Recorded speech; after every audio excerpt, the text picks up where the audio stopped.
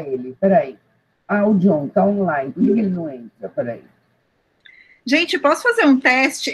Silvia, eu não segui o seu conselho. Eu estou querendo usar o Prezi para apresentar. Eu salvei o PDF, mas como tem um vídeo, e eu já tinha tudo no Prezi, eu só queria fazer um teste, então, para saber se dá para escutar o som. Vamos fazer. Faz o seguinte, o que eu acho sempre legal é deixar a carinha da pessoa do lado, entendeu? Porque os últimos convidados que a gente tem tido, a pessoa não sabe, eu sei que não vai ser o caso de vocês, mas a pessoa não sabe direito apresentar, aí ela pega e coloca, deixa o PowerPoint pela metade, aí fica, sabe? Aí o PowerPoint não gira, aí a pessoa não aparece. Tudo bem, eu tenho deixado, porque a gente que não sabe nem usar computador, eu acho, não sei, coitado. O Lawrence, não sei, sei lá.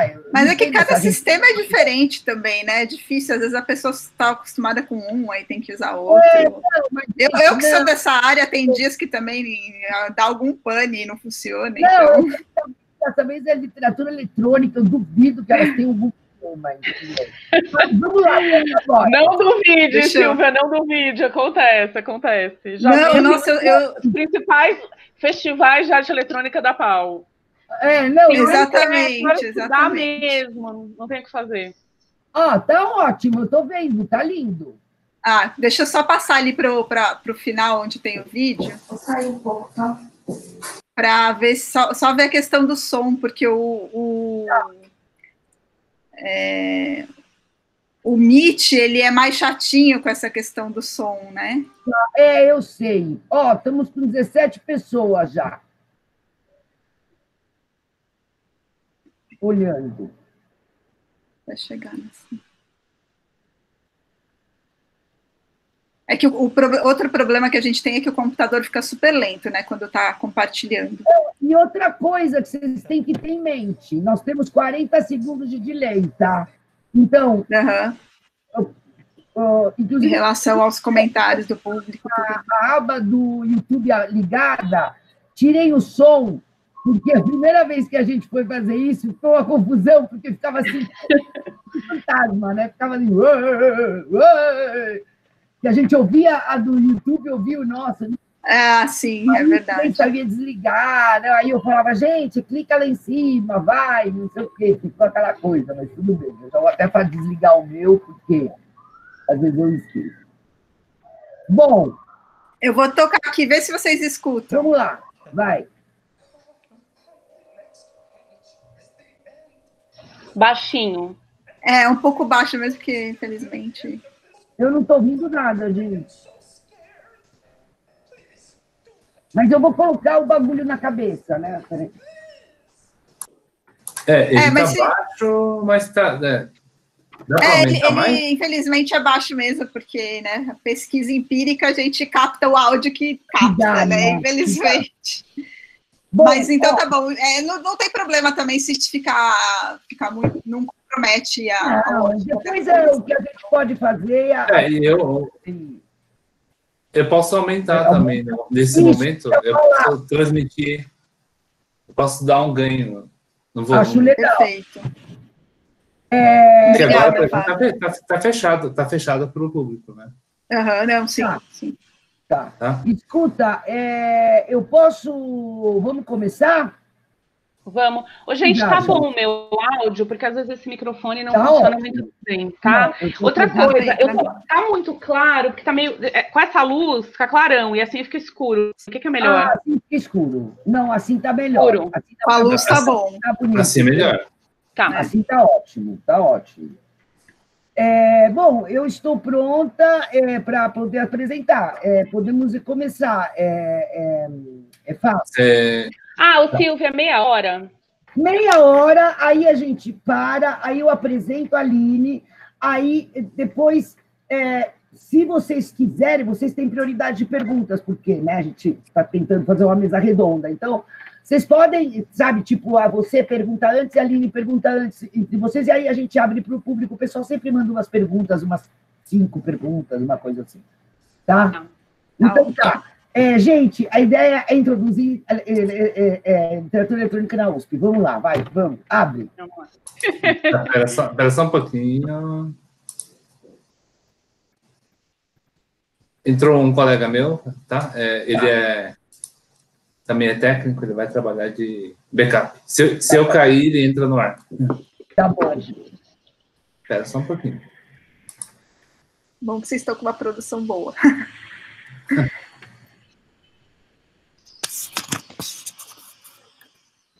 Meninas, eu vou sair porque a minha internet está muito travada. Eu nem sei se... Tá bom, Jamile. Tudo bem, Andréia.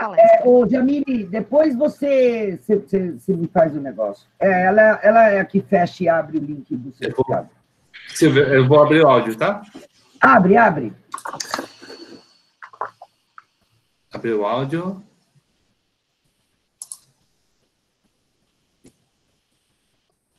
Pode começar. Boa tarde. Nesta mesa redonda, obrigada pela espera. Nesta mesa redonda, a literatura eletrônica das origens da literatura infantil. Nós vamos começar primeiro com a exposição da Andréia Catropa, desculpe, é doutora em Teoria Literária pela Universidade de São Paulo, pós-doutoranda no programa Design da Universidade Amazonas? Anhembi Morumbi. Anhembi Morumbi, que louca.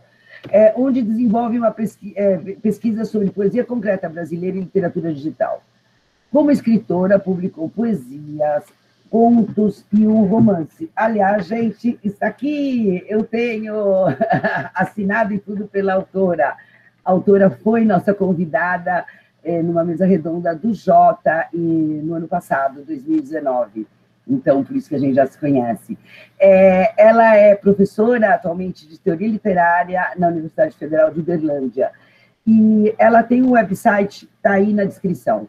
Gente, ela vai falar meia hora e depois nós vamos trazer a professora Federico e depois vamos fazer uma discussão. Os certificados estão, o link está aí na descrição, as perguntas vocês colocam no chat e eu repasso ao final, elas vão responder. Muito obrigada, vamos escutar agora a professora Andréia. Andréia?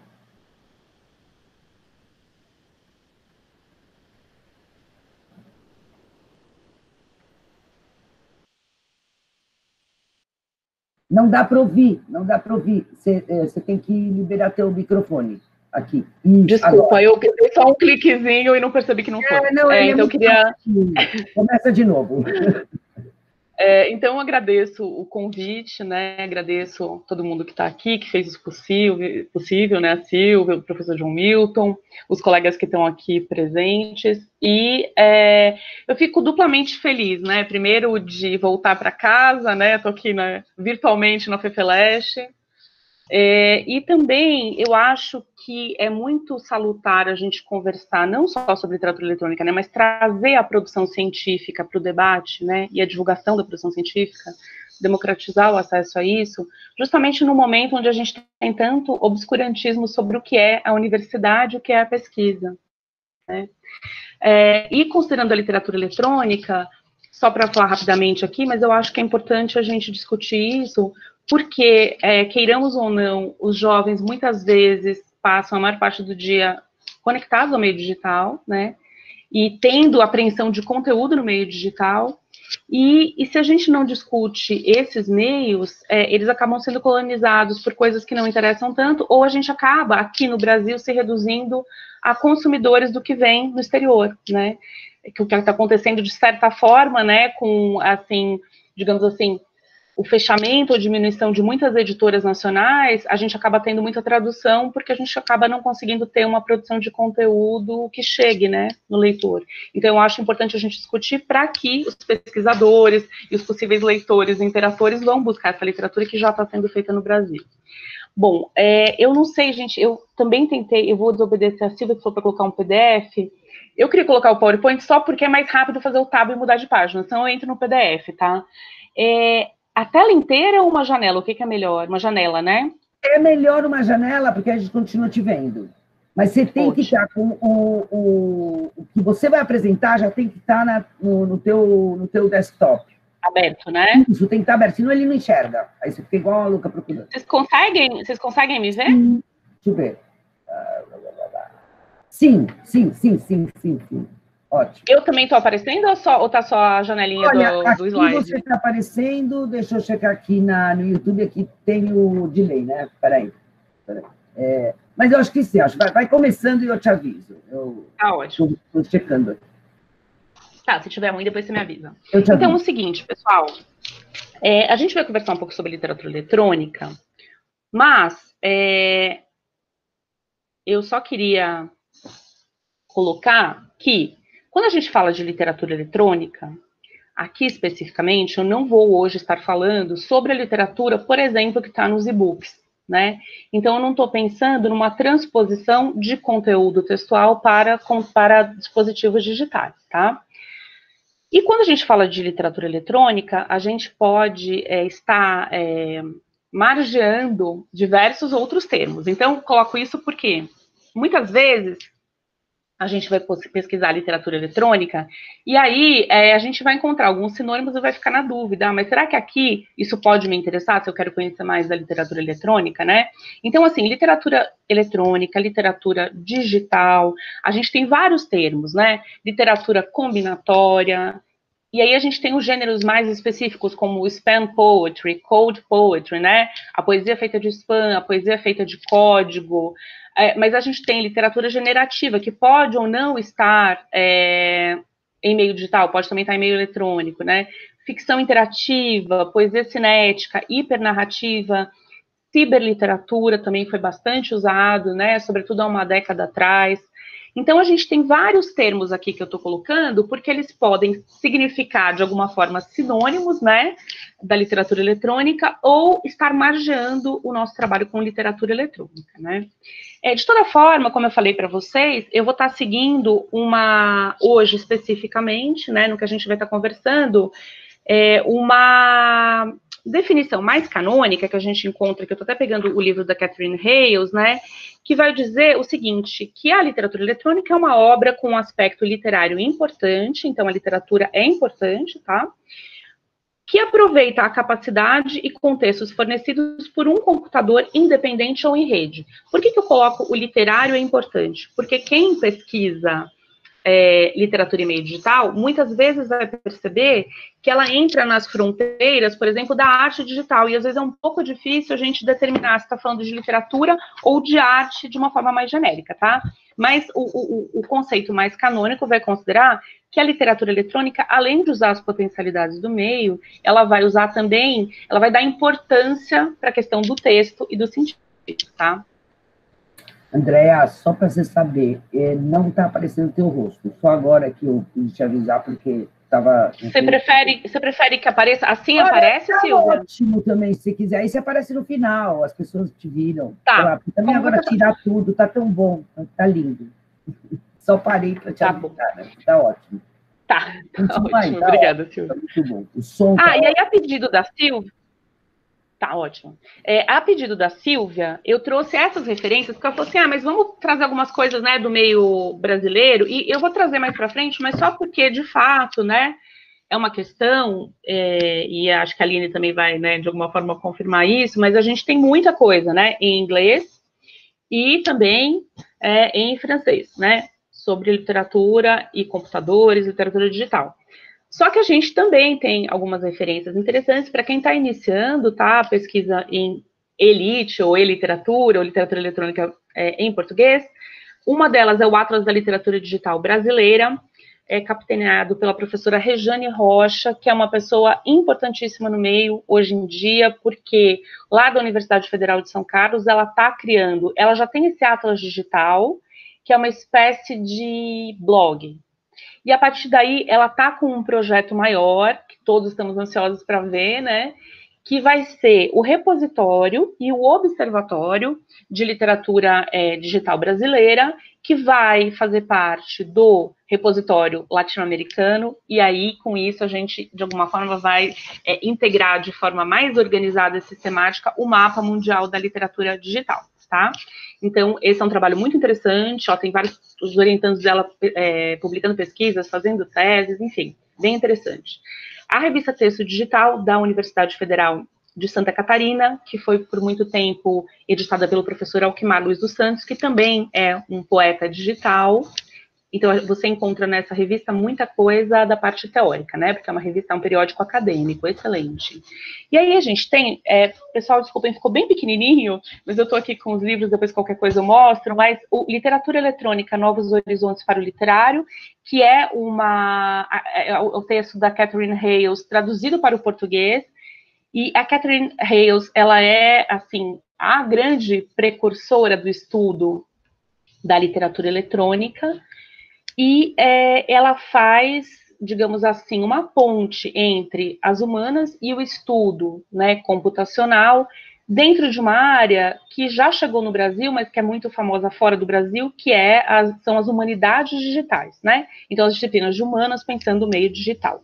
E esse outro livro é do Jorge Luiz Antônio, que aí não é exatamente um livro teórico, ele faz uma sistematização de formas de poesia eletrônica que ele tinha encontrado na época da publicação. Então, obviamente, ele está um pouco desatualizado, né? Porque ele era uma espécie de um inventário da poesia eletrônica, mas que é bastante interessante, do Jorge Luiz Antônio, tá? Então, chama-se Poesia Eletrônica, Negociações com os Processos Digitais. Então, eu vim da teoria literária, como a Silvia comentou, e quando eu comecei a pesquisar, eu quis ir para o design justamente para conseguir pensar questões da forma, né? Mas eu, assim, não consigo sair, né, da visão histórica do texto literário, vocês vão perceber isso na minha exposição. Mas, de toda forma, duas questões... Desculpa, o pessoal está reclamando que você diminuiu a imagem. Estão falando... sim, tá, eu achei que... pronto. Porque fica muito pequeno, senão... Não... Tá ótimo. Então, eu parti dessas questões, né? Como a intimidade com os computadores influencia a literatura do presente. Então, uma questão seria, né, se a poesia que vemos em nossos smartphones, tablets e readers e computadores é uma questão de superfície, então daquilo que a gente está vendo, né, ou do que se esconde sob essa interface amigável.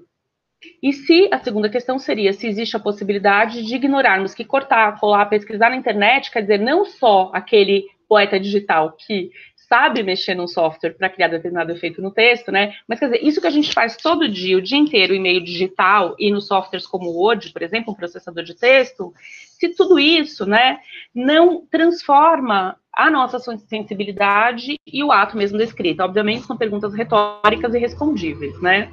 Mas eu acabei sistematizando as leituras que eu fiz e pensando que eu considero que existem duas, digamos, vertentes principais, né, para responder a essas questões. A primeira delas, e a gente não pode pensar numa dicotomia muito rígida, obviamente esses criadores e pesquisadores, por vezes eles se aproximam mais um pouco da outra vertente, tá?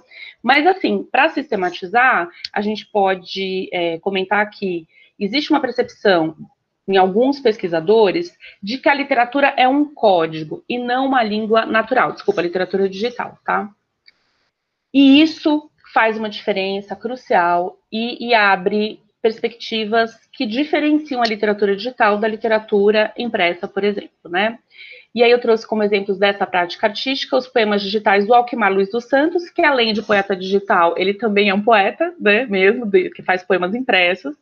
E o Gilberto Prado, o Gilberto já é um artista que fez esses poemas com o Alquimar, mas que segue, né, uma carreira, ele também foi professor da ECA, foi meu supervisor no pós-doc, e hoje em dia meu colega no PPG Design da Universidade de Anhembi-Morumbi. Ele faz, então, trabalha com arte digital, né, e eles fizeram colaborações na década de 90 de poesia digital. E nós temos a Anne Catherine Hayles, que já foi citada, né, e que também, a partir da sua teoria, a gente pode perceber como ela enfatiza que o código não é uma língua natural e, portanto, tem suas especificidades e não pode ser deixado de lado quando a gente analisa uma obra digital. Trouxe aqui para vocês, então, esse exemplo, né, de alguns poemas eletrônicos dessa parceria do Alquimar com o Gilberto Prado, que durou mais ou menos 5 anos. E uma grande dificuldade que a gente tem, eu vou comentar rapidamente, mas há pouco tempo eu participei do simpósio que, né, a mesa era só sobre isso, sobre a questão da conservação de obras digitais. Porque como a gente tem uma mudança rápida entre os paradigmas, né, e os softwares e hardwares vão mudando o tempo todo. Por exemplo, grande parte das obras digitais no Brasil e no exterior foram feitas em Flash. E o que a gente vê de mensagem quando a gente hoje em dia entra no computador? Que o Flash vai deixar de funcionar mês que vem, né? Então, o que vai acontecer com essas obras? Então, tem toda uma discussão sobre como preservar, formas de preservação, e nesse caso específico, né, desses trabalhos do Alquimar e do Gilberto, eles estão trabalhando para recuperar essa navegação desses poemas, mas, de toda forma, enquanto isso não fica pronto, eu tive acesso, né, os autores me cederam gentilmente a documentação. Então, só trouxe para vocês aqui uma imagem, né, do poema funcionando, do soneto, e depois a gente tem aqui uma outra imagem, né, desse mesmo poema. É muito curioso, eu queria até compartilhar com vocês, que a gente precisa realmente discutir isso, inclusive a preservação e o acesso a obras digitais, porque a gente vê que esse é um poema de 1999, né, e por volta de 2017, 2018, não me lembro ao certo, eu estava num festival de poesia eletrônica, e justamente foi apresentado, né, como uma forma super inovadora, um coletivo de poetas que estava trabalhando com realidade aumentada, em que você entrava nos poemas, eles projetavam aquilo no espaço, e você entrava nos poemas e navegava, e a forma era muito parecida com esse soneto do Alquimar e do Gilberto, que foi feito há mais de 20 anos atrás. Então, eu estou aqui enfatizando essa importância da gente ter pesquisa, ter discussão desses meios digitais, porque senão nós vamos ficar como espectadores da história quando nós somos atores dessa história, né? E atores bastante ativos, como eu já vou mostrar para vocês. Então, a Catherine Hayles vai considerar que a língua que aprendemos na infância não é exatamente a mesma que utilizamos em e-mails, blogs e nas redes sociais, entre outras mídias. Isso porque nesses ambientes a linguagem é gerada por códigos computacionais, que só podem ser lidos e compreendidos por um número reduzido de pessoas. Ainda assim, na sociedade contemporânea, grande parte da população letrada vislumbra as particularidades do código em situações cotidianas, quando forças desconhecidas corrigem a digitação de uma palavra em um aplicativo de troca de mensagens, por exemplo, né? Então, dessa forma, como a linguagem verbal está sujeita aos atos falhos, a nossa comunicação digital está sujeita a variáveis que não controlamos e que se devem a uma atividade contínua que se desenvolve sob as interfaces amigáveis, né? Então, o que a Hayles fala é o seguinte, por mais que a gente queira, eu estou só escrevendo aqui uma mensagem no WhatsApp, ou estou só escrevendo meu texto no Word, né? Nós que somos, para quem for estudante de letras, nós adoramos usar vários tempos verbais que não são tão comuns, né? Já é meio que digamos assim, um vício do ofício. O Word muitas vezes fala, quando você coloca um subjuntivo, alguma coisa assim, ele não reconhece, né? Dependendo da atualização do programa. E aí, às vezes, você fica, mas tá errado. Não, na verdade, não é um uso tão comum. Ou estruturas que não são, né? Você vai fazendo uma estrutura gramaticalmente mais complexa, às vezes o Word coloca como se estivesse incorreto. E você vai olhar, não está incorreto. Então, a gente tem essa interferência o tempo todo, dessa forma tão simples. E é isso que a Hayles aponta. Mesmo quando a gente não é um programador, hoje em dia, por exemplo, no Gmail, mas eu acho que no Outlook também, quando a gente vai mandar uma resposta, já uma sugestão de resposta automática, né? Ah, ok, sim, aceito, quando alguém está te convidando para alguma coisa, enfim. Mas aí eu tinha comentado que a gente pode ter dois vieses, né, para olhar, para responder aquelas perguntas, né, se a gente pode ignorar ou não, enfim, se o código modifica substancialmente ou radicalmente o que é a arte literária. E a gente tem alguns pesquisadores que não é que eles contrariam essa especificidade, é que, digamos assim, para ser mais exato, eles ressaltam as continuidades, os diálogos possíveis, né? E aí eu vou colocar um exemplo que eu acho que é, né, bastante conhecido de nós brasileiros, que é o Augusto de Campos. E na crítica, a Marjorie Perloff, que quem é estudante de literatura e estuda, sobretudo, objetos contemporâneos, provavelmente vai ter passado por ela, né, falando sobre, inclusive, textos no papel, mas John Cale também, que é um realizador de arte digital.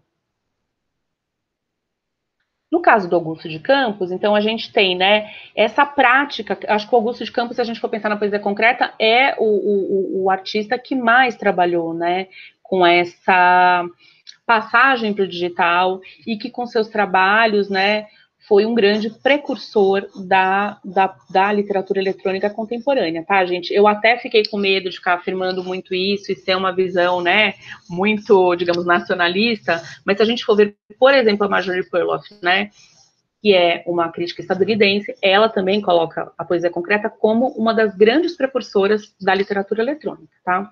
Então, de fato, a gente pode celebrar isso no Augusto de Campos, fora diversas outras características da sua poesia, né, que são interessantíssimas, mas, de fato, ele pode ser celebrado como um dos precursores da literatura eletrônica internacional. A gente tem aqui, nessa imagem, do poema Bomba, uma versão que foi feita num holograma junto com Moisés Baumstein, em 1987, e o Augusto de Campos faz algo que é muito comum na arte digital mesmo, né, que é vai migrando o conteúdo e adaptando aos novos meios. Então ele vai fazer esse poema Bomba, que, se eu não me engano, é um flash que ele fez com o Cid Campos. Aqui eu não coloquei a navegação para a gente, né, não ter nenhum problema, mas ele é um poema que pode ser navegado, e no site do poeta a gente consegue ver essa bomba, né, estourando. E a gente tem também uma atividade dele muito interessante no Instagram, porque os memes, a poesia do Instagram, ela também é estudada, né, por alguns pesquisadores como gêneros de literatura eletrônica, e então a gente pode dizer que o Augusto de Campos, nesse perfil dele do Instagram, Poeta Menos, ele faz Insta Poems, né, poemas de Instagram. O John Cale vai dizer o seguinte, né, que ele também tem essa mesma apreciação de que o código, ele importa, mas ele não rompe com a questão literária. Uma apreciação especializada do código não impede de forma alguma a contaminação mútua de código e linguagem natural nos textos que lemos na tela. Simplesmente reconhece que, em seus devidos lugares onde funcionam, o código e a linguagem exigem estratégias distintas de leitura. A necessidade de manter essas estratégias distintas como tais deve levar, eventualmente, a uma melhor compreensão crítica de formas mais complexas de ler e escrever, que sejam compatíveis com as práticas da arte literária em mídia programável. Ou seja, ele não está, como eu falei para vocês, né? Não é uma polarização. Ele está dizendo que o código é muito importante, né? Mas ele ressalta que a gente não pode esquecer do conteúdo literário quando se trata de literatura eletrônica. E aí, a gente vai conversar rapidamente, vou fazer aqui, né, tenho aqui mais 11 minutos, então vou fazer bem rapidinho, vou passando rápido os slides, mas só para vocês terem uma ideia um pouco das referências que eu fui buscar, como eu disse, eu tenho uma dificuldade muito grande de me desprender, né, desse meu passado, não é, passado não do que ficou para trás, mas realmente, né, dos anos de estudo na teoria literária, e de uma visada histórica para a literatura. Então, sempre quando eu vou pesquisar alguma coisa, eu tenho o vício de ir para os antecedentes, né? Mas aonde que a gente... Isso já existiu na história? Teve alguma coisa parecida com isso acontecendo historicamente, né? E por que eu fui fazer isso, né? Eu até, na Abralic, eu apresentei um texto... Então, como está colocado aqui, ainda não está essa ideia, mas que eu tenho agora trabalhado numa ideia dos fantasmas da imagem, né? Os fantasmas da imagem no texto escrito, no texto linear. Então, hoje em dia eu trabalho com essa hipótese. Nós temos a nossa literatura, que eu não vou poder chegar aí, mas ela vem, né, de uma relação forte com a imagem, quando a gente pensa, né, nas primeiras sinais gráficos. Vem de uma relação forte com a imagem. E quando a gente tem uma escrita alfabética e depois, sobretudo, com a prensa, né, a difusão de impressão de livros, a gente acaba como que varrendo para debaixo do tapete um passado que relacionava de forma mais íntima imagem e texto. E em as especificidades, essas são obras, de alguma forma, colocar entre muitas aspas, marginais na história da literatura, tá? Mas curioso é que nós encontramos em diversos momentos históricos elementos que vêm mostrar para a gente que a relação entre texto e imagem, texto e jogo, texto e arte combinatórias, ela ronda, né, em alguns momentos, a produção literária ocidental. Então, a gente tem aqui, eu não vou tentar falar esse nome grego para não me atrapalhar, né, mas que era essa técnica, né, de criar poemas que estavam se assemelhando à tópica da qual eles estavam tratando. Então, esses poemas do Símias de Rhodes, mais ou menos 300 a.C., o José Paulo Paes, que os traduziu do grego para o português, ele vai dizer que, por exemplo, nesse poema da direita, que é o do ovo, que eu sei que não está parecendo muito um ovo, mas é um ovo, ele comenta o seguinte, tem uma relação forma-conteúdo. Então, você, quando vai ler o poema, você lê o primeiro verso, o último verso, o segundo verso, o penúltimo verso, e assim por diante, até chegar no meio, né? Então, a gente tem uma confluência entre forma e conteúdo. Na Idade Média, dando um grande salto aqui, a gente até tem um texto, eu recomendo, um texto bem interessante do Paul Zumthor sobre Carmina Figurata, que eram esses poemas figurados.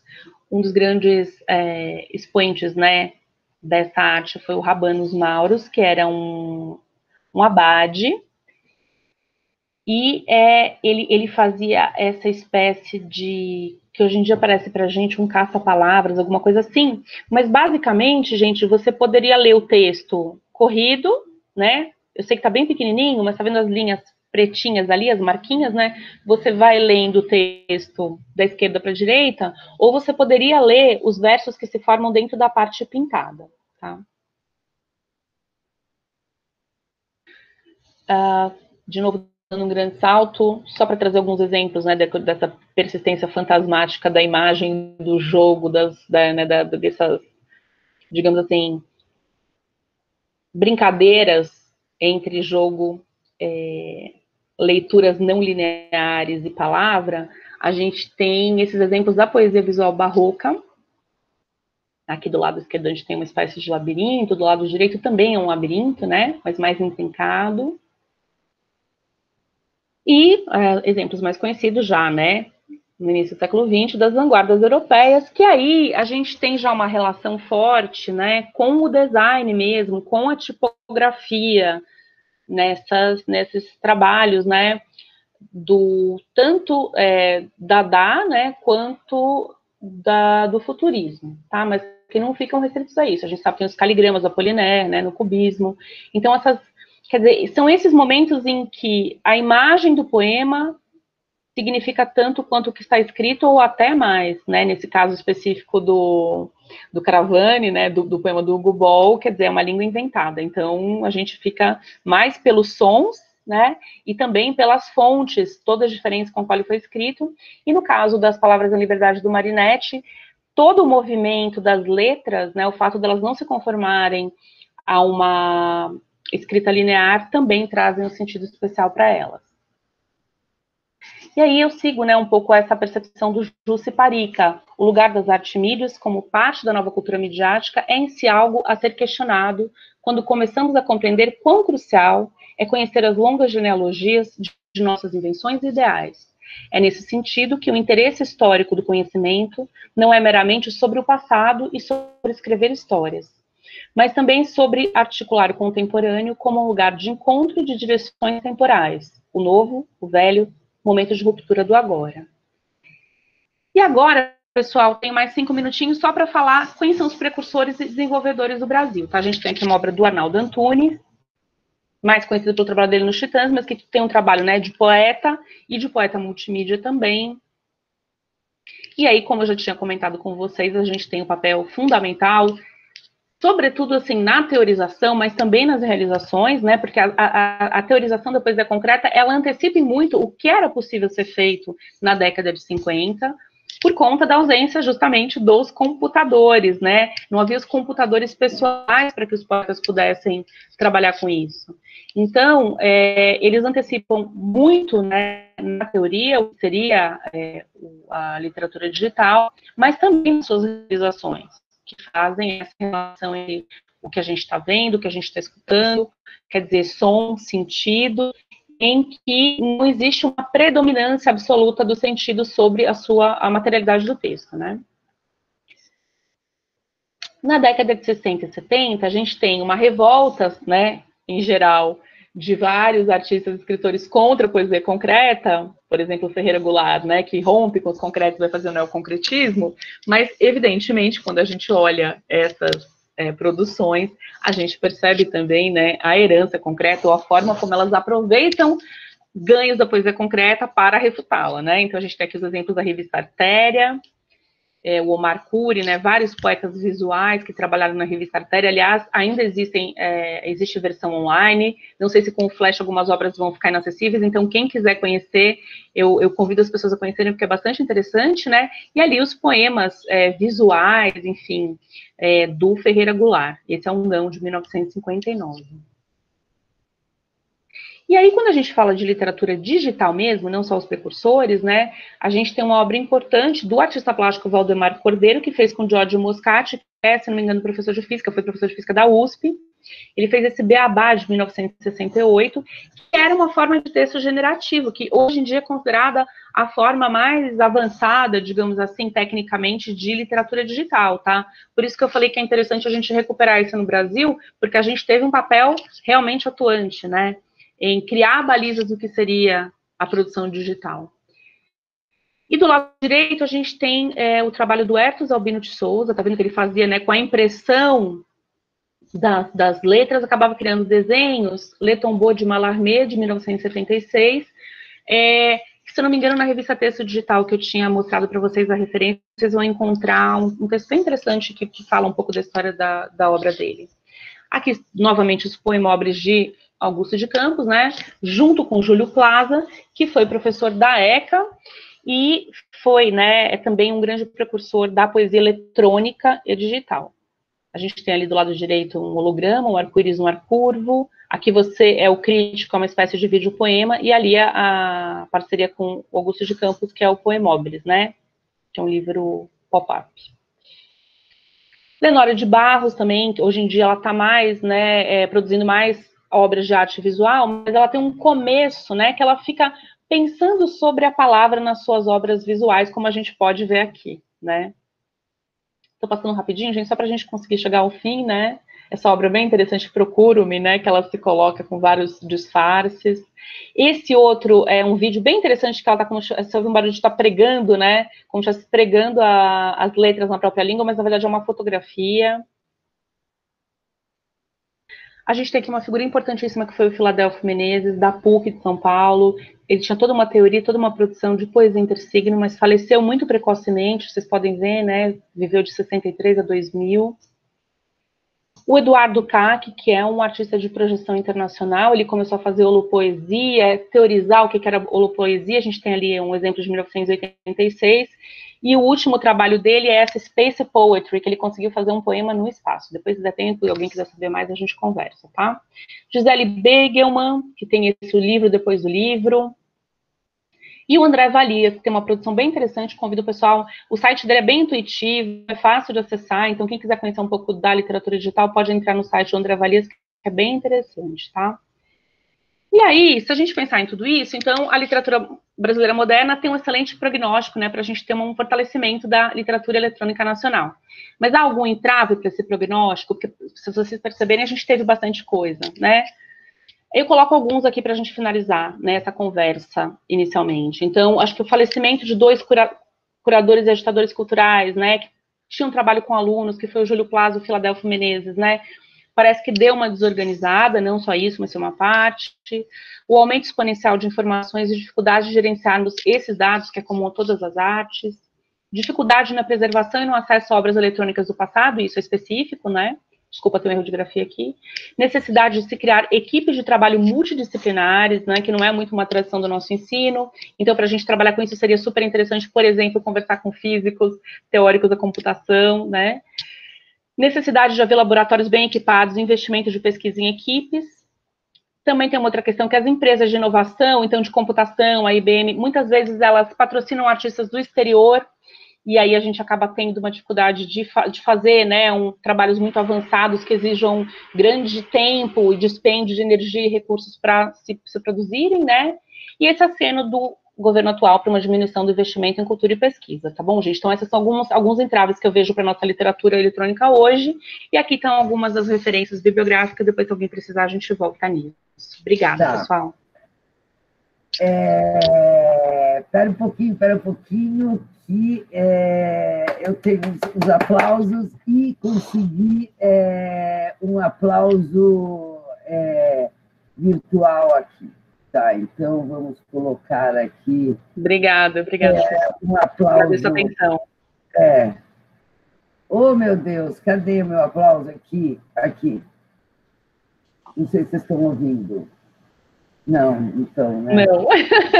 Bom, não sei o que aconteceu com o meu aplauso, gente. Eu preparei tudo, mas não deu certo. Bom, de qualquer maneira, vamos passar agora para a Aline Figueiredo. Gente, é o seguinte, eu estou estudando muito literatura eletrônica e né, a gente vai pesquisando, eu estou pesquisando muita coisa em inglês, claro, e, de repente, quando eu vejo, encontro a Aline no meio de um livro que só tinha os tops, e está lá. Aí eu vou olhar e falo, mas esse nome parece brasileiro? Era Aline. Aí eu fui pesquisar mais, ela está aqui no Brasil. Eu falei, não, vamos convidar. A Andréa já estava convidada. Inclusive, Andréa, muito obrigada, né, por ter aceito a gente. Então, também chamar a Aline, fazer essa conversa um pouco. Né? Eu fiquei muito feliz. E, gente, ela é pesquisadora em literatura digital e mídia para crianças. Atualmente é professora na Escola de Comunicação da UFRJ. E realiza estágio pós-doutoral no Programa de Literatura e Crítica Literária da PUC São Paulo, após ter completado o doutorado em 2018 em Educação e Literatura Infantil pela Universidade de Cambridge, no Reino Unido. É colaboradora da Cátedra Unesco de Leitura PUC-Rio e parte do júri dos prêmios Selo Cátedra 10 e Conquins Interativo. Acho que ela vai explicar um pouquinho sobre isso. Eu, pessoalmente, não sabia. Olha que legal. Atua como assistente editorial no periódico acadêmico internacional Research in Children's Literature, e depois ela tem o website. Ela não colocou aqui o livro onde eu a encontrei, mas é um livro super legal, livrão mesmo, gente, top, tá? Depois vocês dão uma olhada no website, que, assim como o da André, é muito ilustrativo.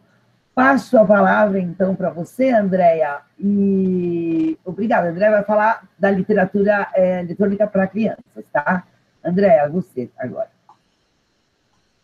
Silvia, eu posso já compartilhar a tela, então? Vou colocar aqui.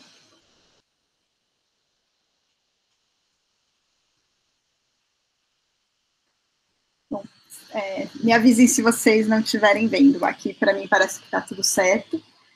Tá parecendo ótimo. Para mim, está ótimo. Bom, primeiro, eu queria agradecer muito a Silvia e a Andréa pela oportunidade de estar aqui hoje. Fiquei muito feliz com o convite. E até vou mostrar um pouco um panorama de quem pesquisa literatura infantil digital aqui, e eu acho que é uma pena que a gente não tem mais conversas com quem está estudando a literatura digital que não é para crianças, né? Às vezes a gente fala mainstream, né? Como se a literatura eletrônica fosse mainstream em algum momento, né? Acho que a gente está sempre né, num ambiente muito de inovação, de novidade, fora de um circuito comercial. Mas eu acho que precisa ter muito esse diálogo, e ao mesmo tempo eu vou trazer um pouco aqui o quanto a literatura eletrônica para crianças, ela também difere muito do que é produzido nessa literatura eletrônica mainstream. Né? E, bom, para começar também, assim, fazendo aí, né, acho que a Andréa fez um panorama muito legal, fundado, né, nessas relações entre texto e imagem no desenvolvimento da literatura, e a literatura infantil tem, né, uma certa história própria ali, claro que conversa com a história da literatura como um todo, mas ela tem essa característica de que muitas dessas histórias tradicionais, elas continuam no nosso repertório muito fortemente hoje, das obras que são acessíveis e são lidas hoje em dia, por crianças e jovens, né, e aqui eu estou destacando os contos de fada, né, e são obras que, ao longo dos séculos, já foram muito adaptadas em termos de linguagens, de meios, né, então, a gente tem uma literatura que, claro, como a origem da literatura vai vindo uma narrativa oral, e depois vai ser transformada no texto literário escrito por vários folcloristas clássicos como Perrault, os Green, e também várias mulheres como a Madame Donois, que tem sido agora, também está tendo um trabalho muito importante de trazer essas autoras mulheres que trabalhavam com os contos de fadas na corte francesa no século XVII, por exemplo. E aí a gente já vai ter, com essa passagem para a palavra escrita no livro impresso, a gente já vai ter essa conversa muito importante entre o texto e a imagem, numa direção um pouco diferente do que essa da poesia concreta que a Andréa apresentou, no sentido mesmo de trazer ilustrações, então tem uma versão visual daquela história que vai conversando com os textos.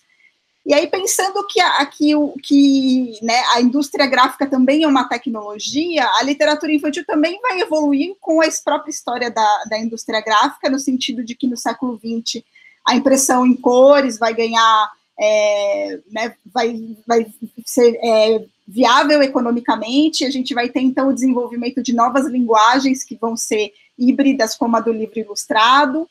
A gente vai ter também no século XX, adaptações para o audiovisual, e desde o Georges Méliès, que vai fazer também a adaptação da Cinderela, por exemplo, lá bem dos primórdios do cinema, e aí vai ter, claro, produções comerciais como da Disney, tanto as obras clássicas, que apesar de tão criticadas, fazem parte do imaginário de tanta gente,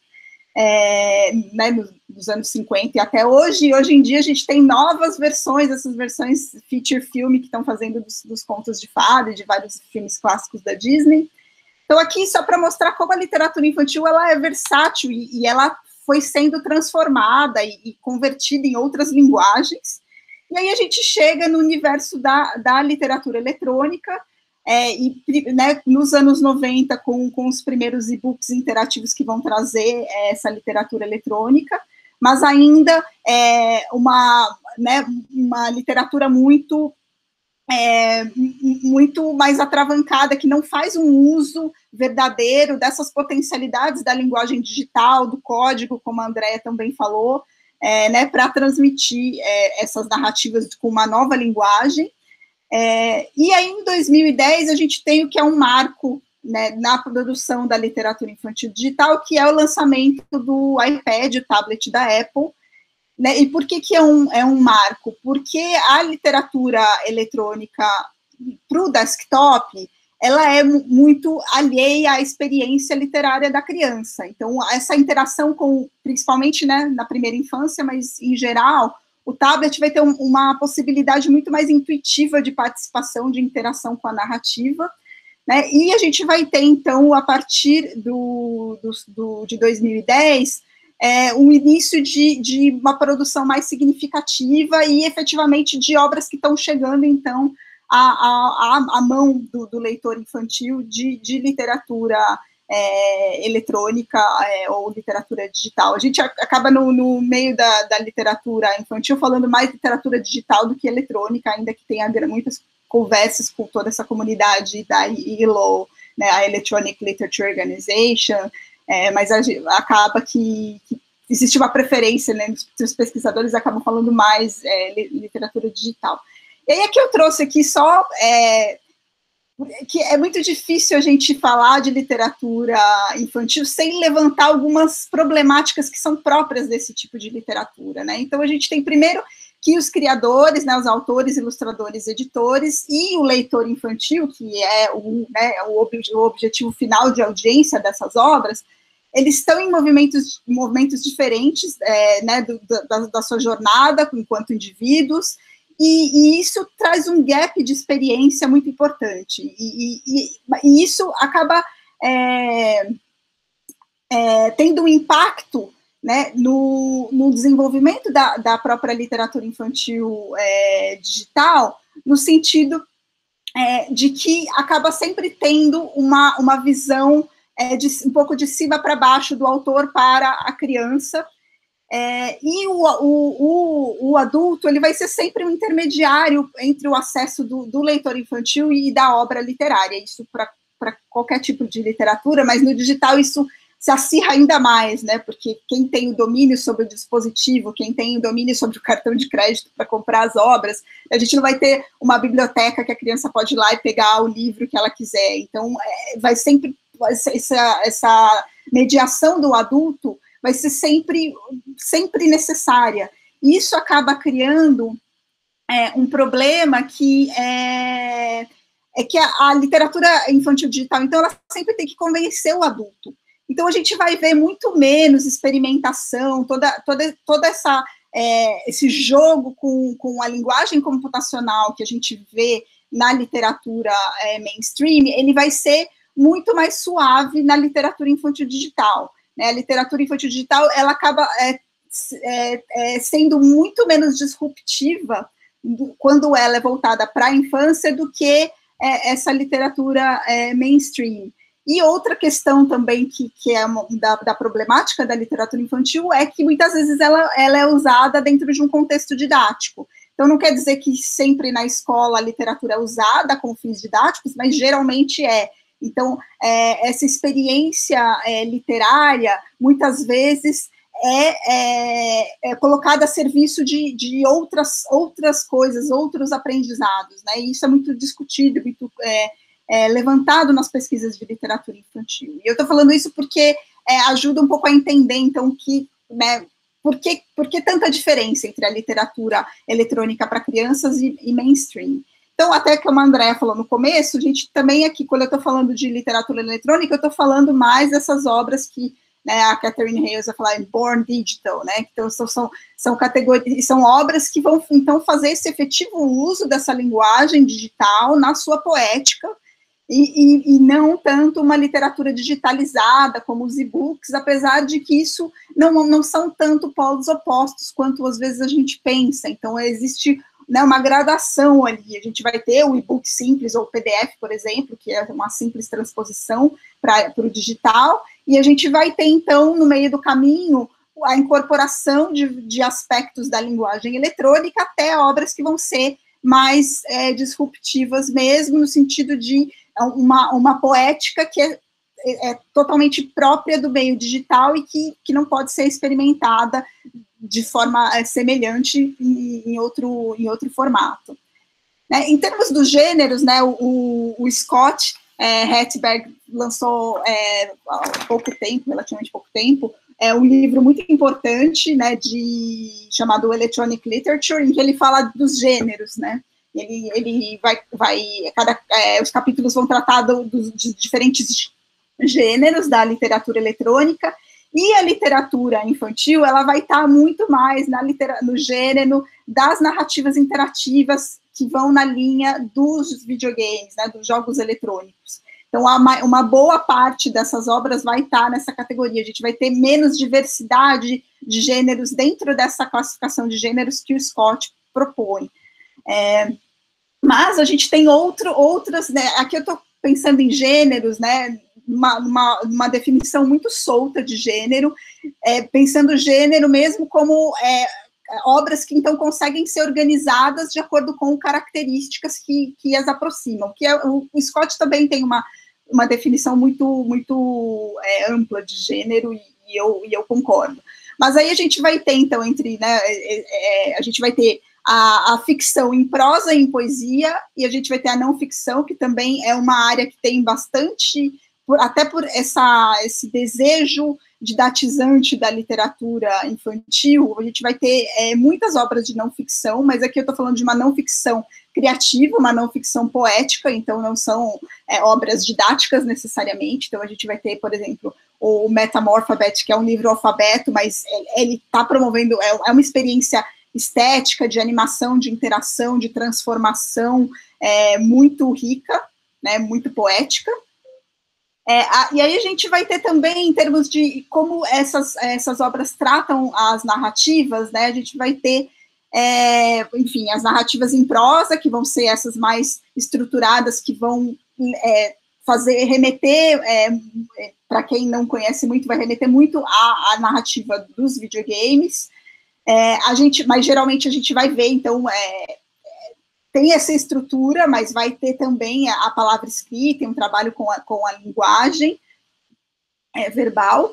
A gente vai ter, e aí a gente vai ter uma categoria que já também é muito importante na literatura infantil, que são narrativas visuais, né? Que no caso do livro ilustrado, a gente fala do livro, o livro de imagens ou livro-imagem, né? Que em inglês eles falam Wordless Picture Book.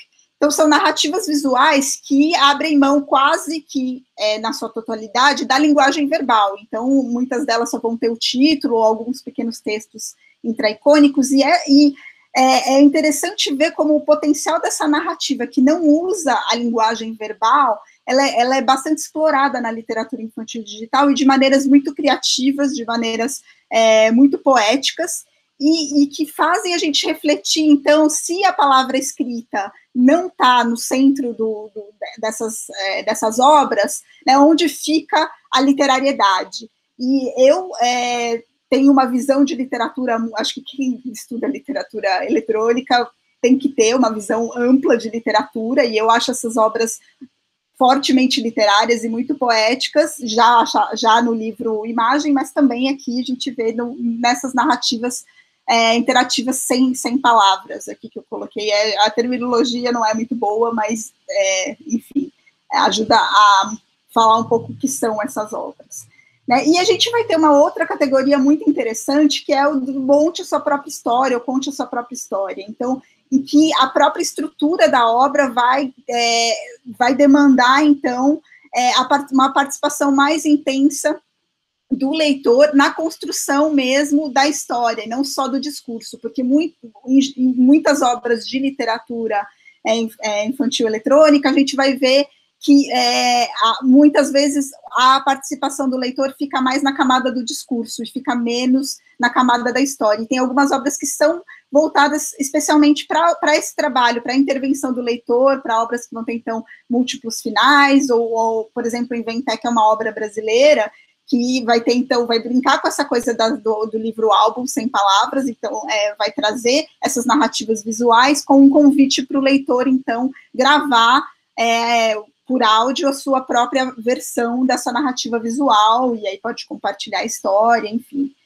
A poesia, eu acho que é um universo muito rico, né, da literatura eletrônica, que tem menos obras, mas que eu acho que tem um potencial muito grande. A gente tem, mas a gente vai ver muito menos intervenção, essa poética da combinatória, da poesia interativa, a gente vê muito menos na literatura infantil eletrônica. Então, dois exemplos brasileiros que são muito interessantes, né, que é o Crianceiras, mas ele vai trazer poemas do Manuel de Barros, mas com o uso de elementos audiovisuais, então vai ter o clipe, vai ter a narração do poema, vai ter a animação, mas não existe um trabalho do uso do código na própria estrutura do poema. O poema é tal qual, né, o Manuel de Barros apresentou. E a gente tem o Natu, que é um aplicativo de realidade aumentada, que foi feito pelo SOS Mata Atlântica. Então, é um aplicativo, né, pensando um pouco no Pokémon GO, assim, então a gente vai para você ir nos parques, tem alguns parques em São Paulo, no Rio, e que você vai, e quando você chega numa árvore, você consegue acessar, então, um poema sobre aquela árvore. Tem vários artistas super reconhecidos que fizeram os poemas para as árvores ali, então. Mas a gente vê que o poema em si é um poema tradicional, é mais a experiência de leitura, de expandir essa relação da literatura com o ambiente de leitura, que está em jogo menos do que o texto poético em si, né? Ainda que eu considere que toda essa experiência faz parte da experiência estética da literatura.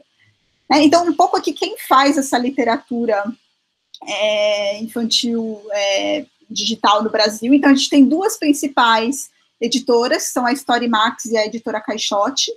Então, a gente vê aqui que já né, a literatura infantil, ela é um produto, né, o que a gente não vê na literatura eletrônica mainstream, né? Então, elas são aplicativos, vários são comercializados, alguns são gratuitos, mas entram nessa lógica das lojas de aplicativos, então entram numa lógica comercial muito menos experimental, muito menos dentro de um universo de exploração artística, um universo mais alternativo do que o que a gente vê na literatura infantil digital. Né? E a gente vai ter também aplicativo. A Webcore Games é uma desenvolvedora, então ela faz parcerias com várias empresas, né? Então essas editoras, por exemplo, a Caixote, ela não trabalha com a parte de desenvolvimento, ela vai fazer mais o projeto editorial dessas obras, e a Webcore vai ficar por conta de fazer a programação, de planejamento da camada interativa, da interface, etc. E eles vão trabalham com a Caixote, mas com outras, eles são uma desenvolvedora de games, como eles se apresentam, e eles foram que desenvolveram, por exemplo, o Crianceiras, que é um aplicativo, né, o projeto Crianceiras já existia em teatro, então é um projeto que vai além do aplicativo. O aplicativo é um elemento de uma experiência poética que é, na verdade, transmídia, né? E a gente tem projetos aqui sob encomenda, e como eu falei, né, vai ter o Natu, que é do SOS Mata Atlântica, vai ter um recente que é o ABC dos Recifes de Coral, que foi feito pelo projeto Coral Vivo. Então, aqui a gente vê um pouco, né, como essa ideia que eu falei, né, da literatura para um determinado fim, então, para aproximar a criança da natureza, para a preservação, ela vai aparecer ainda aqui. O que não quer dizer que a qualidade poética dessas obras seja maior ou menor, que eu não vou entrar nesse tipo de discussão, né, mas eu acho que sempre é importante, né, enquanto pesquisadores, a gente ter esse tipo de reflexão. E aí, áreas, né, pensando na pesquisa da literatura infantil digital, então a gente vai ter aqui assim, é uma divisão meio didática, claro que essas áreas se interconectam e eu mesma transito por todas essas áreas na minha pesquisa, mas então a gente pode considerar 3 grandes blocos de pesquisa, um bloco que vai entrar mais na análise das obras propriamente ditas, da poética, das estruturas narrativas, dos recursos multimídia e multimodais que estão sendo usados ali para transmitir esse conteúdo poético. A gente vai ter pesquisas que vão olhar para os leitores e a experiência de leitura, e outras que vão considerar contextos e objetivos de leitura específicos, então que vão olhar, por exemplo, para a mediação dos pais, que vão olhar para os usos didáticos que essa literatura vai ter na escola, ainda que sejam poucas, né, as escolas que vão ter como parte do currículo a literatura eletrônica, mas eu acho que é uma tendência que só vai aumentar. E aí, em termos de referenciais teóricos, eu ia até mostrar os livros aqui, mas como acho que vocês não estão me vendo, eu vou ficar mais aqui nos slides. Assim, a gente tem parte de uma base em termos da teoria da literatura eletrônica, que é muito essa que a Andrea apresentou. Então, é o Scott, a Catherine Hales, a gente vai ter a Astrid Ansling, que vai falar de literary gaming, a Janet Murray com Hamlet no Holodeck, que é uma obra já antiga, mas que ainda é muito seminal, o Arset, com também um livro, né, muito iniciante de toda essa reflexão acerca da literatura eletrônica, que é o livro Cybertext. Então, a gente tem, sim, a gente compartilha essa base, mas daí traz também todo um repertório muito interdisciplinar, transdisciplinar, que acho que é típico da natureza, né, desse objeto de estudo que a gente trabalha, e que eu acho que aí o que a gente vai ter de diferente da literatura infantil vai ser mais a aproximação com áreas como a educação, a psicologia, teorias da cognição, não, acho que teorias da cognição hoje em dia estão influenciando muito, né, a teoria literária também, os estudos da literatura. E depois vem toda essa conjunção, né, de teoria literária, teoria dos games, teoria do audiovisual, do design, várias facetas da semiótica, né, narratologia, fenomenologia, teoria da recepção. Então, tudo isso é combinado para ajudar a compreender esse objeto que é tão multifacetado e essa experiência de leitura que é tão nova e tão diferenciada, né? Aí aqui eu trouxe um pouquinho o mapa de alguns grupos principais que estão trabalhando com isso, alguns pesquisadores do Brasil e alguns grupos fora do Brasil. Então, o grupo que foi bastante pioneiro nessa área foi o Grupo Gretel, que é um grupo que trabalha com literatura infantil e a didática da literatura infantil na Universidade Autônoma de Barcelona. Então, eles foram o primeiro grupo a conseguir um financiamento muito robusto do governo da Espanha para fazer um projeto, então, com muitos pesquisadores, investigando não só as obras, mas a experiência leitora, os usos didáticos. Então, eles fizeram um projeto muito macro, que trabalhou essas diversas facetas. A primeira tese que se tem notícia, né, que eu tenho notícia, mas já conversando com vários pesquisadores, a gente não conseguiu achar nenhuma, primeira tese nesse assunto é da Célia Turrion, que é desse grupo. Outro pesquisador importante é o Lucas Prieto, que ele vai ter um texto que é considerado bastante seminal em termos de definir o que é a literatura infantil eletrônica. E a Cristina Aliagas e a Cristina Correiro, que vão começar a investigar essa experiência literária digital na infância, tanto num contexto doméstico quanto no contexto escolar.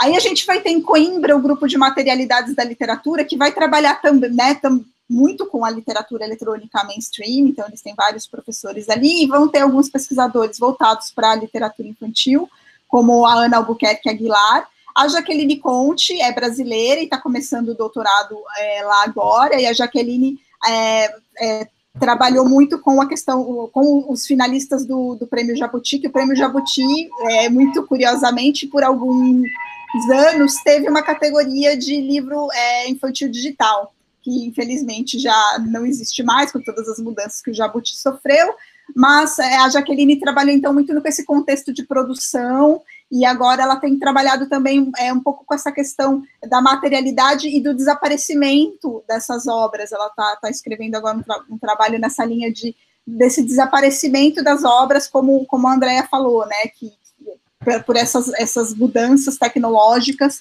a gente já tem várias obras muito importantes de literatura infantil digital que já desapareceram, porque o aplicativo é mais complicado ainda do que o Flash, porque se a produtora não atualiza, a loja da Apple, do Google, tira o aplicativo do ar e é simples assim. Então, 10 anos que a gente tem os aplicativos, já tem muitos que já não estão mais acessíveis. A gente vai ter nos países nórdicos, então, 2 grupos, um grupo na Universidade de Aarhus, na Dinamarca, que teve também já 2 teses nessa área, e que estão fazendo também reflexões interessantes sobre a materialidade da literatura infantil digital. Na Noruega, a gente vai ter Stavanger. A Anne Mangen é uma teórica da narrativa hipertextual. Ela vai começar como uma teórica da narrativa hipertextual e vai migrar, então, para uma área mais da educação, assim como a Natália Kutirkova também tem muitos livros na área de literatura infantil digital, mas também com o veio da educação. A Anne Mangen, ela vai fazer muito bem esse jogo, então ela tem algumas pesquisas que são muito, ainda que sejam empíricas, são muito voltadas a desvendar essa natureza literária da literatura digital, e outras que são mais voltadas para a educação. No Canadá, a gente tem uma cátedra em letramento midiático multimodal, e a catedrática é a Nathalie Lascelles, e vai ter, por exemplo, a Poon Lietier fez o doutorado dela sobre a produção da literatura infantil digital no Canadá, e todas essas diferentes perspectivas e essa interdisciplinaridade própria da produção digital. E a Eleonora Serra é uma italiana que fez doutorado na França, mas que agora está lá, e que também fez uma pesquisa bastante grande de escopo, olhando para a produção francófona da literatura infantil digital e também da recepção na escola. Aí, quando a gente chega aqui no Brasil, né, eu já estou, também meu tempo já está correndo, né? Bom, a gente... Passar para a discussão já. Exatamente. Vai lá. Bom, só para trazer aqui, que a gente tem muita gente muito legal fazendo trabalhos excelentes aqui no Brasil. Então, a Gisele Lima, por exemplo, tem um trabalho muito importante trabalhando a camada sonora, então, como o som afeta a experiência literária nessas obras digitais. A Rafaela Vilela e a Roberta Moro fizeram pesquisas de recepção. A Elizabeth Cardoso, que é minha supervisora na PUC, ela faz um trabalho mais da didática da literatura eletrônica na escola. O Douglas Menegazzi vai trazer uma perspectiva do design, então, do design de interação na literatura, mas sempre conversando muito com a teoria da literatura infantil. A Mônica Araújo também está mais na área de educação, mas pensando também na experiência estética da literatura.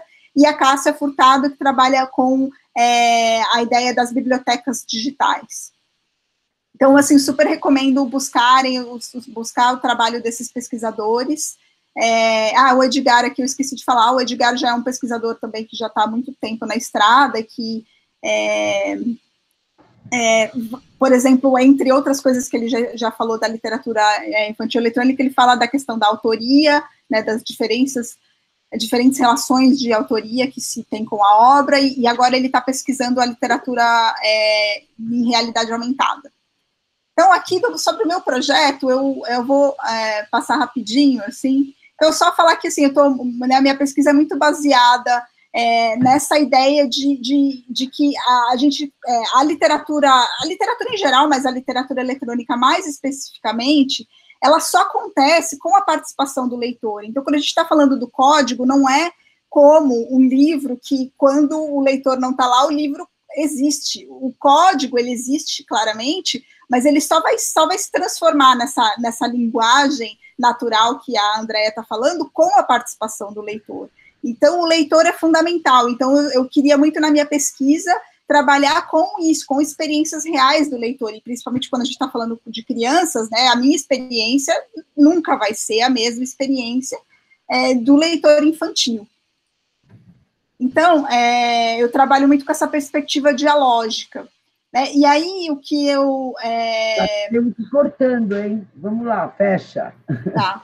E aí a conclusão da minha pesquisa vai no sentido de 3 dimensões, né, dessa experiência literária digital na infância, e principalmente que o corpo do leitor, ele é muito central. Então, essa questão da gestualidade, ela é muito usada na literatura eletrônica para crianças. Então, o gesto que se faz em relação à tela, o movimento do dispositivo, tudo isso é usado como expressão poética da obra. Né? Então, e o leitor, então, tem uma agência muito importante em relação à obra, que ele faz uso e que dá uma experiência expandida de participação na narrativa, mas que ele também subverte ao seu bel prazer, que muitas pesquisas da área da agência da literatura eletrônica vão questionar essa questão, né, que a interatividade, ela dá novas oportunidades de participação na literatura, mas ela também restringe em alguns outros aspectos. E a minha pesquisa mostrou muito que o leitor, ele subverte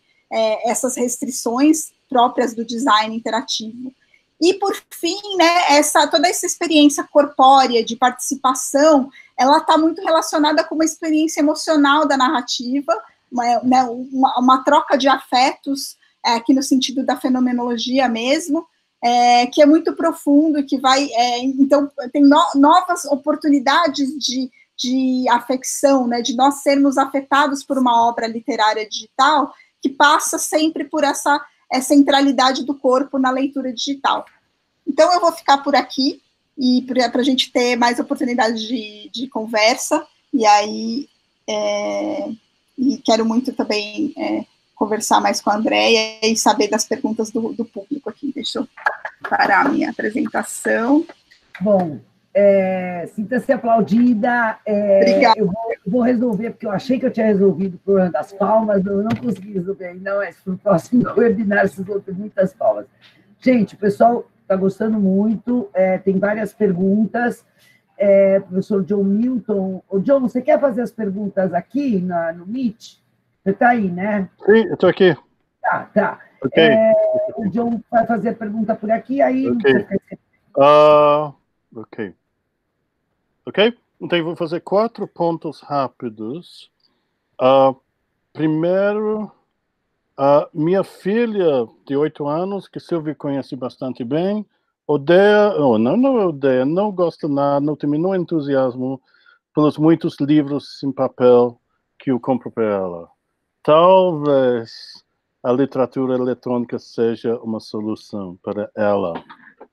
Segunda coisa, há muita coisa da Bíblia muitas adaptações da Bíblia na internet, parece que é uma área muito desenvolvida. Terceiro ponto, letras. Eu acho que a divisão de letras e ECA na USP é repetida em várias universidades. A grande maioria dos alunos de letras não tem menor sensibilidade visual. Claro que há exceções, mas eu acho que o próprio nome, letras, tem que mudar. Último ponto, mais anedota. Um tempo atrás, mais de 20 anos ou mais atrás, eu estava no lançamento de um livro sobre poesia concreta em São Paulo, e aquele chato Gerald Thomas estava lá, dando uma palestra. Aí a plateia estava cheia, e muita gente, mais de 100 pessoas, aí alguém levou o nenê começou a chorar. O que Gerald Thomas falou? Tira essa criança daí. A criança não tem nada a ver com poesia concreta. Sempre me arrependo de não ter gritado. Foi a criança que inventou a poesia concreta. Ok.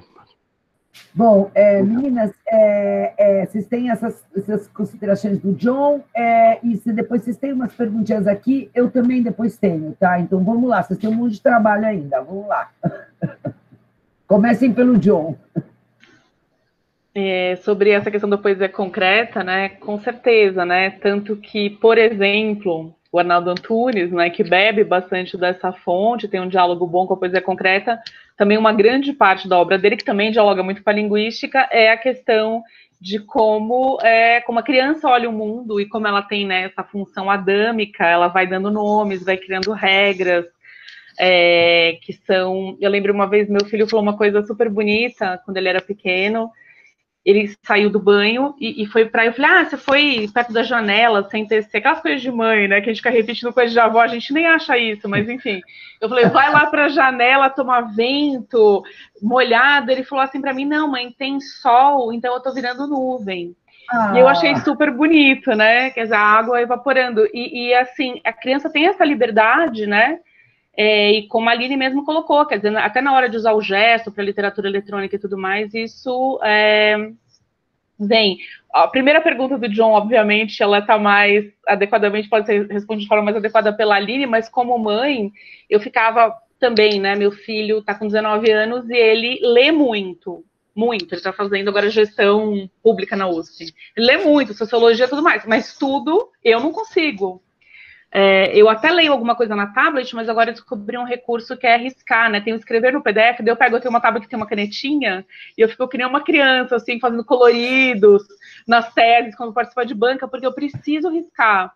Ele consegue ler bem ali, então, John, acho que sim, apesar, né, de ser o campo da Aline, mas eu vejo nos jovens, por exemplo, um dia eu estava dando uma aula de teoria literária, para uma turma de tradução, que nem sempre, o pessoal de português costuma gostar mais de teoria literária, né? Tradução, o pessoal com coisa mais pragmática para o trabalho, às vezes, né? Pelo menos na minha experiência na UFO.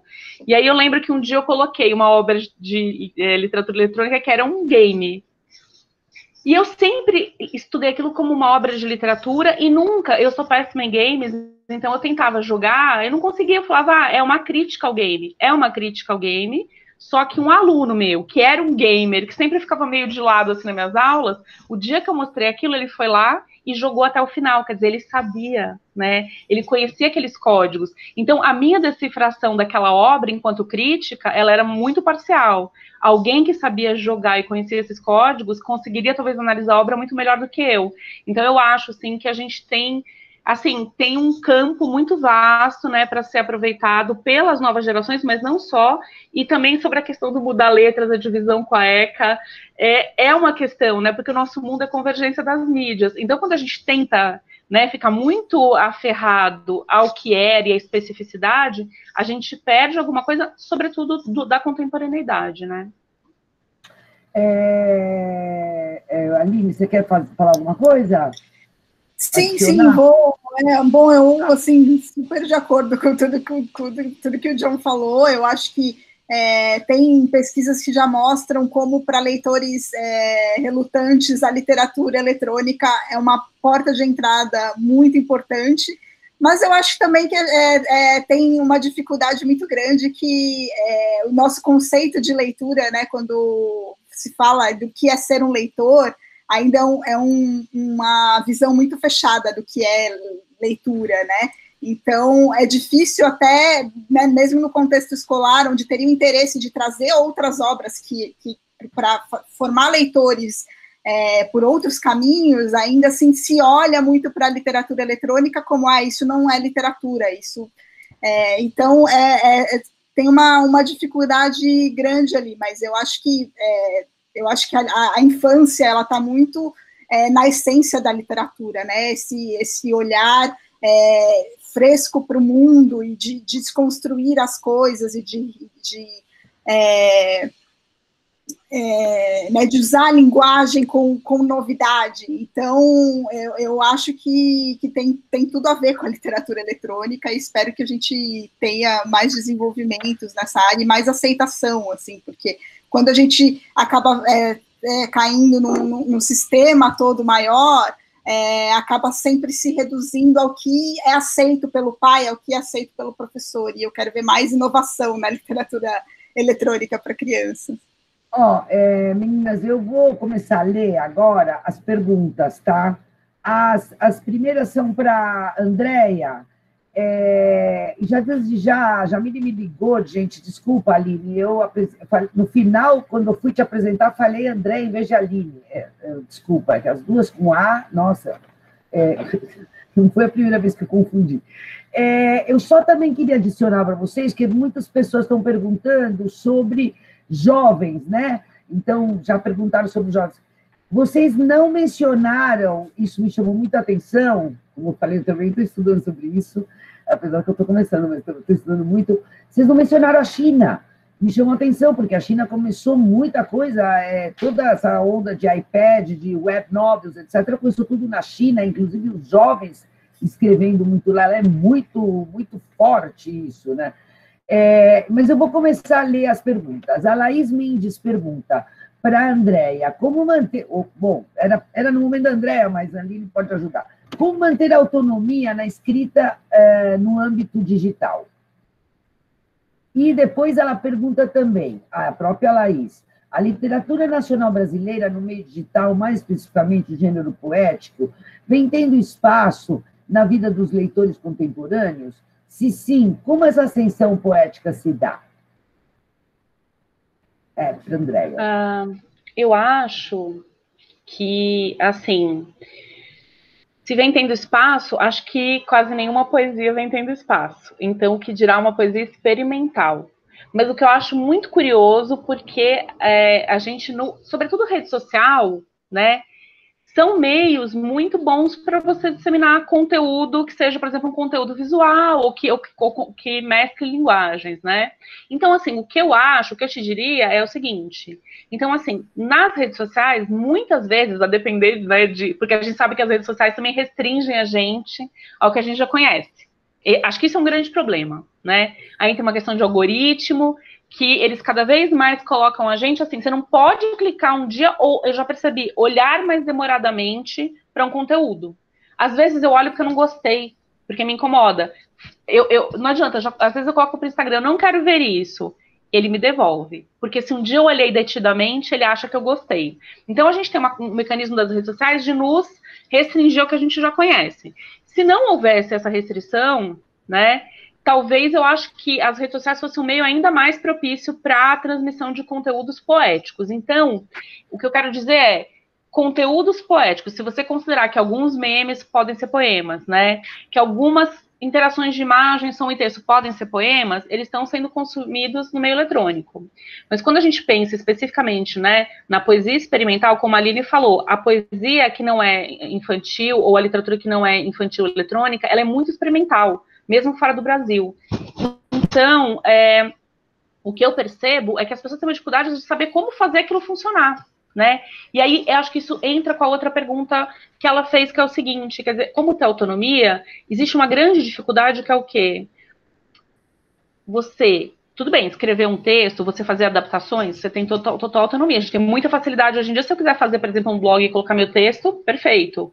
Mas se eu quiser começar a trabalhar experimentalmente sons, imagens, sentidos, potencialidade de interação, aí eu preciso de um programador. E aí eu acho que é uma grande dificuldade que a gente tem no Brasil hoje em dia, e quando eu falo aqui do prognóstico, a gente tem um começo, assim, né, uma curva super ascendente do Brasil, fazendo experimentos na área digital em literatura, e de repente uma queda que eu acho que é proporcional à sofisticação das linguagens eletrônicas e à especificidade delas hoje em dia. Então, por conta disso, se você for pesquisar hoje em dia fora do Brasil, você vai achar muito mais gente, porque essa autonomia, no sentido de ter os meios para criar o que você quer em meio eletrônico, se não for só um texto linear, hoje em dia isso a gente está tendo falta. Eu acho que a gente está com dificuldade, inclusive por causa dessa vontade, necessidade de ter um trânsito entre disciplinas. De repente eu, André, não vou saber programar, mas se eu conversasse com uma pessoa de TI e ela estivesse próxima de mim, dentro de um ambiente de pesquisa, né, que eu não estivesse roubando ela do trabalho dela, talvez fosse mais fácil ter essa autonomia. Bom, eu vou colocar as três, tem 3 perguntas aqui, porque em 10 minutos a gente teria que fechar, né? Então, uma pergunta, vocês sabem que nós do GREAT, né, que é o grupo nosso de pesquisa, é um grupo de tradução e adaptação. Então, uma das perguntas feitas pela Fernanda Hydra, qual é o cenário da tradução da literatura eletrônica no Brasil? Eu mesma tomei liberdade de, quando ela fez a pergunta, eu falar, olha, também estou interessada, o que eu sei que eu estudo muito adaptação, justamente porque a literatura eletrônica é muito ligada também a, depois, adaptação para videogame, filmes, então... séries de televisão, então é o que está acontecendo direto com o pessoal da China e o Wattpad e outros aplicativos parecidos. Então, queria que vocês falassem um pouquinho disso. E a outra pergunta é, vocês podem falar um pouco mais sobre o papel de aplicativos digitais para o letramento multimodal e desenvolvimento da visão crítica? Essa da Tatiana Silenciaro é o nome dela. E a última pergunta, e aí a gente já se despede, a literatura eletrônica poderá se tornar um novo movimento no qual jovens escritores se usariam dele para transmitir suas obras? É isso. Quer começar, Aline, que eu respondi a outra? Pode ser, pode ser. Então, essa questão da tradução, eu acho que ela é bem interessante. Então, no Brasil, eu não sei de nenhum grupo de tradução que está trabalhando com a literatura eletrônica para crianças, mas, por exemplo, a obra Inanimate Alice é uma obra já canônica da literatura, da história da literatura eletrônica. Ela é da Kate Pullinger e do Chris Joseph, e ela já foi traduzida para vários países. Ela é uma obra muito usada na escola, no mundo todo. E a gente tem, por exemplo, lá no grupo de materialidades da literatura de Coimbra, eles estão fazendo o movimento de traduzir essa obra, uma obra que tem vários episódios, é uma obra longa, e que ainda não, que a cada ano, ou X anos, eles continuam com novos episódios, mas tem muita dificuldade de conseguir recursos para as traduções dessas obras, porque elas não entram, né, no sistema tradicional de tradução. Outra coisa interessante em termos de tradução é que muitas dessas obras, no formato de aplicativo, elas são multilingües. Então, a gente vai ter as produtoras brasileiras já publicando essas obras, no mínimo em português e inglês, mas, por exemplo, a Storymax tem muitas parcerias com o Goethe Institute, então eles fazem muitas obras já em alemão. Eles têm obras clássicas da literatura alemã sendo adaptadas para o formato eletrônico, e a gente vai ter também produtoras internacionais. É um mercado muito global, então a gente vai ter a desenvolvedora está na Alemanha, o ilustrador está na China e o autor está nos Estados Unidos, e mesmo aqui também a gente vai ter obras nacionais que vai ter ilustrador de outro país, por exemplo. E vai ter também, então, produtoras estrangeiras que vão ter as obras em português. E, infelizmente, a gente vê que a qualidade, às vezes, da tradução não... vê que faltou, né, alguém efetivamente nativo ali.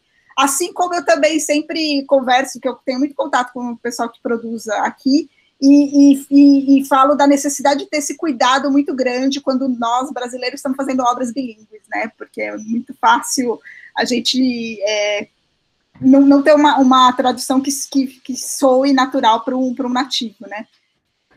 E só, bom, eu vou...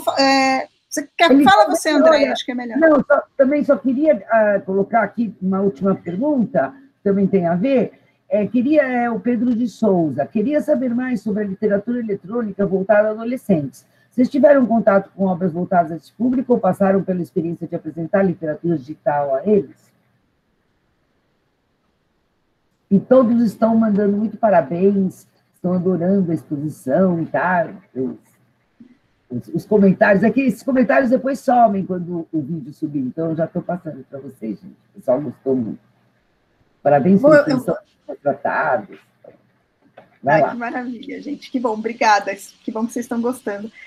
Vou falar rapidamente sobre adolescentes. Então, a Storymax, por exemplo, eles têm várias obras que são para o público juvenil, e a gente tem obras sensacionais, tem uma adaptação do Volta ao Mundo em 80 Dias, que é uma narrativa hipertextual, com games, que é fantástica, que é de uma produtora inglesa que chama E-Ink.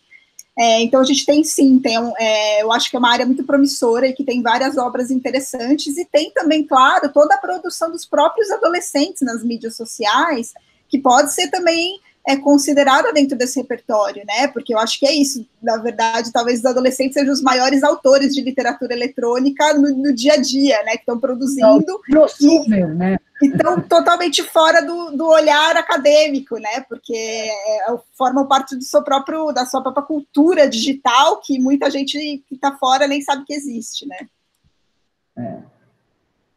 Eu concordo, eu acho que, assim, isso que a Aline está falando, na verdade, é que talvez seja assim, nós como pesquisadores, a gente acaba pesquisando aquilo que está um pouco mais consolidado, e que a gente consegue abarcar. Então, a gente olha para os repositórios, livros, periódicos, mas, obviamente, os adolescentes, quando a gente pensa fanfiction, por exemplo, tem aqueles sites, né, que a pessoa vai fazendo ficções sobre jogos, sobre personagens, e um escreve em cima do que o outro escreveu. Então, assim, por mais que não pareça uma coisa super experimental, o máximo que vai ter um hiperlink, né, vai ser uma hipernarrativa, mas só existe porque está digital, porque um foi escrevendo sobre o outro. Então, tem sim, e aí já juntando todas as respostas, né, se eu entendi bem sobre a questão da multimodalidade, quer dizer, existem alguns trabalhos sobre a ideia de letramento digital, né, literário digital, e que eu acho que ele é muito necessário. Então eu já termino aqui, né, respondendo, mas também fazendo uma convocação, né, uma espécie de manifesto de que a gente precisa invadir mesmo as redes com um material que é relevante. E o relevante não precisa ser só, né, é lógico que pode ser legal a gente fazer uma adaptação da Clarice Lispector, mas também eu acho que cada jovem, por exemplo, escrever aquilo que é significativo para ele, já é uma contraposição às imposições que a gente recebe do mercado, de notícias, de fake news que a gente não quer ver. Então, assim, quanto mais a gente invadir, quanto mais a gente hackear, melhor. E eu acho que é uma potencialidade gigante, inclusive, e aí acho que é uma diferença, né, do young adult para uma literatura mais comercial. Ela tendo mais recursos, ela pode ter mais qualidade e ser de mais fácil acesso. Porque o que a gente fala, né, quando fala da literatura digital, ela é muito experimental. Normalmente é feito por professores universitários, pesquisadores, os artistas são também pesquisadores. Então, assim, quando, né, na Inglaterra tem, acho que a Aline deve ter visto já, tem algumas editoras que são um pouco mais comerciais, que conseguem fazer obras que a pessoa olha e fala, que legal isso, né? Ela não fica com aquela dificuldade de uma literatura experimental. Eu acho que essas duas coisas são importantes, gente, para ter o experimental, que é o que está desbravando, e ter uma disseminação do que já foi consolidado e deu certo, para criar público. Eu acho que aí a gente consegue um letramento maior e chamar mais jovens para participar e ler e se interessar. Andréia, né, o pessoal que está vendo, um lugar que eu vi muito a entrada desse pessoal e de young adults é na área de chat fiction, que, né, o pessoal adora, né, fazer aquelas chat fiction, não sei o que lá, e são curtinhos, são aquelas coisas assim, e também nesses aplicativos de web novels, que o pessoal também segue, que eles vão fazendo, muito fragmentado, né, que eles vão publicando um capítulo, então as pessoas vão lendo também por capítulos, e pelo que eu estive lendo, por isso que eu estou falando para vocês, eu estou começando, né, mas pelo que eu estive lendo, muito apelo para essa área de que eles chamam do pessoal do iGeneration, né, que seria a geração que nasceu em 95 para agora, né, que já nasceu com a internet. Então, com a internet como a gente conhece agora, né? Nem tanto, né, que em 95 não tinha Google, nem YouTube, então, menos aí. Sim. Bom, gente, eu não sei, John, você quer perguntar mais alguma coisa? A gente teria que ir encerrando. Não. Tá, gente, eu queria agradecer muito vocês, realmente fantástico a gente poder começar. Da próxima vez, eu acho que a gente já vai estar falando mais ainda disso, né? Desligar aqui. Uma das razões, eu sei que, né, apesar que a gente é da área de tradução e adaptação, e deve ter tido gente que ficou meio assim, né, mas como, né, perguntaram, você viu, né, porque a gente sempre traz tradutores, a gente sempre traz, né, o pessoal que trouxe uma mesa de quadrinhos, as meninas estavam falando de adaptações de quadrinhos, mas eu acho assim, que tem muito, porque primeiro que a literatura eletrônica está muito ligada, né, com a adaptação e com tradução de imagem, tradução, quer dizer, na própria livro do Intersemiótica, do Júlio Plaza, né, que eu acho um clássico maravilhoso nosso, né, ele mesmo coloca, né, a tradução dos poemas do Campos, né, que ele faz, né, vocês conhecem. Então, eu acho que é muito válido, eu estou muito esperançosa de que a gente venha estudar isso também na universidade. A USP, acho que tem um pouquinho, eu não conheço ninguém que estude isso, talvez na ECA, não sei, na Letras eu não conheço, adoraria, se alguém, gente, está me ouvindo aqui, por favor, nós estamos querendo nos reunir, né, meninas? Bom, muito obrigada, e obrigada a todos que estão ouvindo, e o vídeo vai poder ser visto aqui na FEFELESH, no canal da FEFELESH, no canal do Greats também, e a próxima palestra é em novembro, né, John? Eu não tenho anotada, mas você tem anotado rapidinho? Não, deixa eu só achar aqui, peraí. Tá. Na sexta-feira que vem, nós teremos a reunião do Grupo Great, que é realizada toda sexta-feira, primeira sexta-feira do mês. Nós estamos discutindo o livro, esse aqui, que é o livro do Tom Leach, que é muito bom. E quem quiser participar, é só mandar, então, um e-mail para mim ou para o John, a gente colocou os e-mails aí, e agora o John vai falar o próximo webinar. 13 de novembro, o professor Almiro Pizzetto da USP vai falar sobre suas traduções dos sonetos de Shakespeare. 20 de novembro, temos Gleiton Lenz falando sobre a arqueologia da tradução, a epigrafia como testemunho tradutório. E 27 de novembro, Pop Shakespeare.